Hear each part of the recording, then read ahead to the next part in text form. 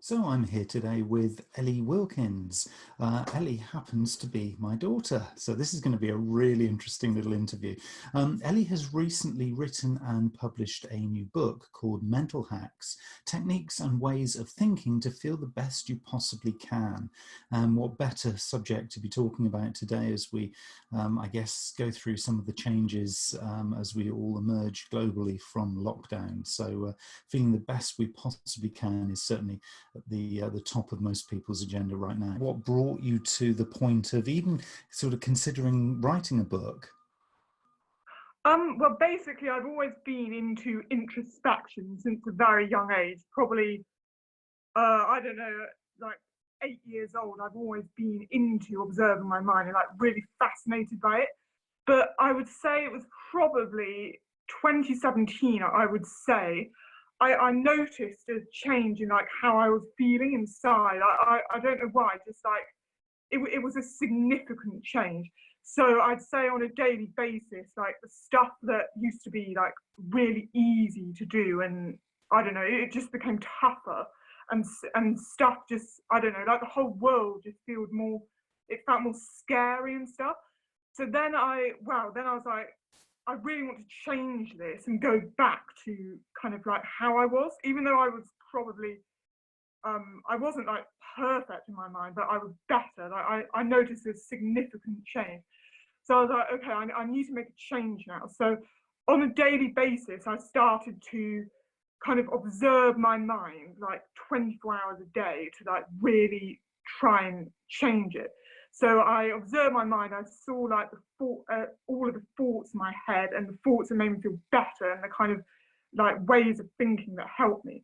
And I just took a note of everything, absolutely everything. And yeah, and eventually I had a full book after a year, a full book of all of the observations of my mind.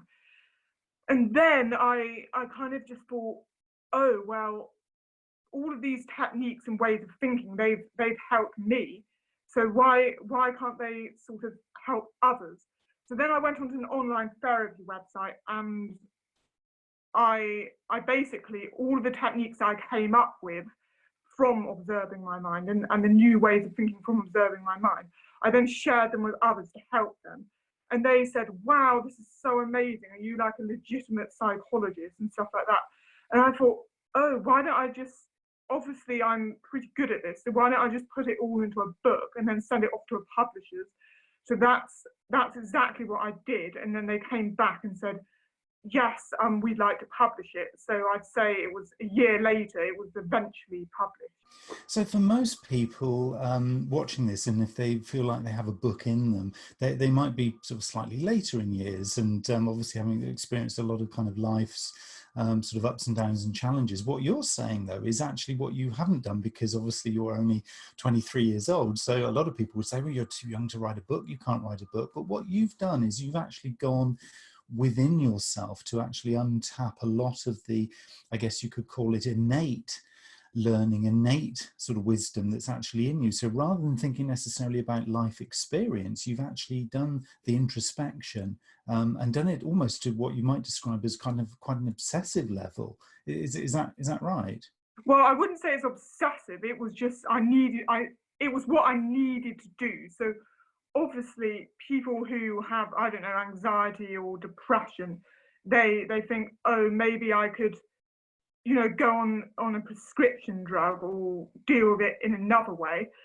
But I basically thought, oh well, I want to do it through introspection, because I've always done that since I was, say, 8 years old. So I thought, why don't I just do it, and that be the way I kind of like change my mind. So yeah, it wasn't obsessive. It was sort of, I was doing it because I knew I needed to do it. So for some people who kind of are listening to this and they're thinking, don't really understand what introspection is at all. In fact, it's not even a word really that I've ever heard of. Can you describe for you what you really mean by introspection? To try and put it into a nutshell, it's basically observing your mind and seeing kind of, it's seeing like basically the thoughts in your mind and the ways of thinking that make you feel better. And it's basically knowing what's already in your mind. So, for example, when I was 7 years old, I remember observing this thought in my mind. So the next day I was really nervous about something, and I remember observing the thought, "You are safe now." So fast forward, I don't know, 10 years later, I then knew I already had that thought in my mind, and I knew that when I was 8, I knew that thought worked for me and it relaxed me. So 10 years later, I then used that thought again, and it worked again. So it's basically knowing what's already in there and using that again, or it is basically expanding on what is already in there to create new thoughts. So it's basically knowing what kind of thoughts and ways of thinking really resonate with you. So knowing kind of like the kind of thoughts that have made you feel better in the past, and then relating it to a new problem. So when you say observing your thoughts, that's quite an interesting one, because I guess for lots of people, when they think about thinking, if they do spend any time thinking about thinking, they think, oh, I need some food. Oh, I want to go for a walk. Oh, I need to watch television. Oh, I need to go to work now. And it's quite a sort of a practical thing, but that's not what you're describing here, is it? What you're describing is something a little different, which is actually not being the thought, but actually stepping aside from the way that your mind is thinking and actually listening to your mind, almost like as another person. Well, yeah, it's not identifying with the thoughts, because even though they're technically yours, in order to kind of trick your mind, you need to observe it from a distance, because you cannot change your mind and trick it if you are thinking within a thought.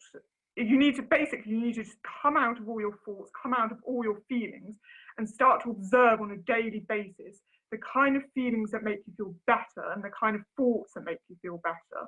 And then once you've got a collection of thoughts and also thoughts that cause specific feelings, and also by looking to the past, so even if you could look to your younger years, what thoughts made me feel better, then you will know kind of the kind of thought that will make you feel better.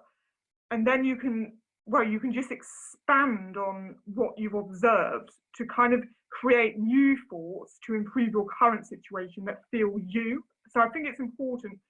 So if someone said, be positive, think positively about something, you couldn't do that if you didn't know the kind of thought you need to think, because the kind of thought that you need to think, it needs to feel like yours. So in order to get a thought that feels like yours, you need to observe your mind on a daily basis, and also look to the past about what helped you in the past. Just want to pick up for a minute this idea of this kind of positive thinking and make you feel better. Is there a danger here, do you think, that if people kind of go down this route, that they're not going to necessarily be allowing themselves to feel pain, to feel anguish, to feel stressed, which actually is all part of kind of life's journey? Is this just really a set of techniques just to feel positive all the time? Well, the intention isn't to feel positive. It's basically nice feelings and positive feelings. They come naturally. They cannot be created. That shouldn't be the intention. The intention should be to not try and control your mind. Like, that shouldn't be the intention, but the intention should be to know your mind so well that you're not fearful of negative feelings, because you know kind of almost what to think to make it feel better. So when you've kind of described this and kind of the way that you do it, and so I'm quite interested in finding out, you know, for anyone sort of listening or watching this, kind of what they can do to kind of start on this little journey, because for you, obviously, it's something you've been doing for, well, many years now, and it's very much sort of part of everyday living. Kind of when you first sort of started out doing this, and I guess obviously, as you said, you know, you were very young. I mean, sort of exceptionally young in terms of, you know, what most people would identify as this. Is there something that you were sort of doing at that time that could possibly, if somebody's like an adult now or somebody in their later years, and they're thinking, you know, this is quite intriguing, this whole idea of, you know, observing my thoughts rather than actually being in my thoughts, kind of where would they start? You should start from the past first. because then you've got a lot more stuff to play with.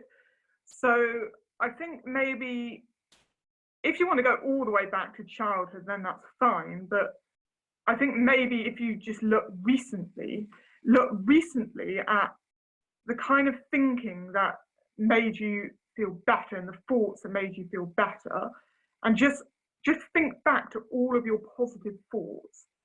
And then once you've got a collection of positive thoughts, you will then know the kind of thoughts you need to think to apply to another situation. It's all about creating thoughts from these thoughts that feel like you. But the only way you can create new thoughts that feel like you is by observing your past thoughts. So the title of your book, Mental Hacks, makes it feel a little bit possibly that it's just quick fixes. But what I think you're describing here is something that this is going to be a lifelong thing for you. It doesn't feel like it's just a little sort of quick fix. It's going to patch over sort of issues that have occurred maybe in the past, like you say, and then you just kind of move on. And then it's almost like you pick the book up just for sort of putting a plaster over a cut. This feels much more like it's a lifelong thing that you do, and once you begin doing it, the fascination of what it uncovers is just too good to miss. So is this kind of like an everyday thing? Is this something people can do sort of constantly, or is this just something you just pick up when you need it? Well, basically the book will improve how you feel. So any improvement in how you feel is going to make you feel good, and then basically that will make you feel better, and that will make you feel better, and so on. But it's about kind of turning it into a lifestyle instead of a quick fix. So to basically be the boss of your mind instead of your mind being the boss. And I feel that's what my book allows people to do, but not controlling their mind, because I think that's a dangerous route to go, because that creates resistance.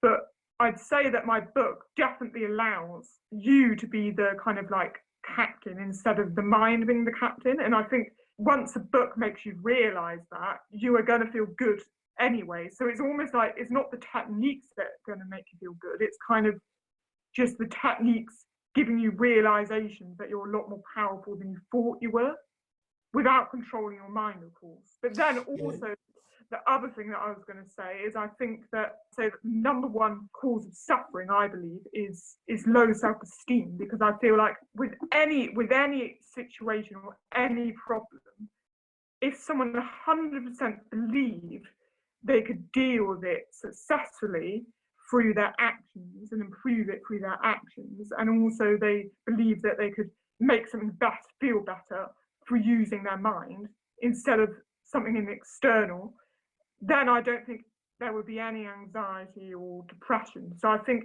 it's a self-esteem issue, and I believe like my book will allow people's self-esteem to be raised. So yeah, that's basically, it's not a quick fix, but it's allowing people to raise their self-esteem, which then will make them feel better, because I believe that low self-esteem is the cause of all human suffering. Can you talk a little bit more about this idea of resistance? I think that's quite an interesting one, because there was, I really love the phrase, the way that you described it as, you know, being the captain of your mind rather than letting your mind sort of be the leader. When resistance kind of happens, can you give us an example of something that is resistance, something that kind of is almost like a sabotage program that goes on when you start this journey? When a negative thought arises or a negative feeling arises, it's to not care about it, but then also to know I could be doing better, because I've observed, as I've been into introspection since I was 8 years old, I've observed I can feel good regardless of the external a lot of the time. So obviously sometimes I do get triggered by the external, but if I'm in a particular mindset, I've observed I can feel good regardless of the external. When a negative thought or a negative feeling arises, I say, I don't really care about this, but I say you could be doing better with your techniques, for example. I've got so many techniques now in my book.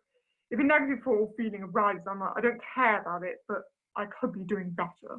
but there's no excuse really. So that's quite an interesting one then. So what you're saying really is about trust the process. So once you've learned the process that you describe in the book for these mental hacks, is it's almost like trusting the process irrespective of what thoughts and situations you're encountering. So there's a real kind of reliance on this. Once this thing starts to work for you, it feels like it's one of your sort of, you know, key tools in your toolkit for life. I wouldn't say it's relying on it, but it's knowing that it's there. So it's almost like it being a comfort. And say, for example, some days you may be like, oh, I can't, I'm too tired to work on my mind, so I'm not going to work on it. But then other days you're like, I'm going to use the techniques today. So it's almost like doing it for fun instead of doing it with resistance. I think this is really interesting for a lot of people who are inevitably going through change that we were talking about before. You know, we're all coming out of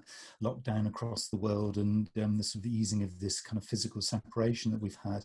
And I think as people kind of emerge on the other side, you know, re-establishing those social relationships, there's going to be almost like a energizing of those situations that they might have had before, where, you know, they're going to need to interact, they're going to need to, you know, rekindle relationships and things. So I think, you know, the book probably is very, very timely, isn't it, in terms of just helping people in that journey of, you know, self-awareness, awakening, transition, introspection. It feels like this is the perfect time for it. This is an ideal time to work on your mind. So once you've sorted out your mind, then you're set to go. So right now, many people are struggling with their mental health. Obviously, I wrote the book when Corona wasn't even around, but I'd say right now, to work on our mental health, now that we've got more time by ourselves, we should be really going inside.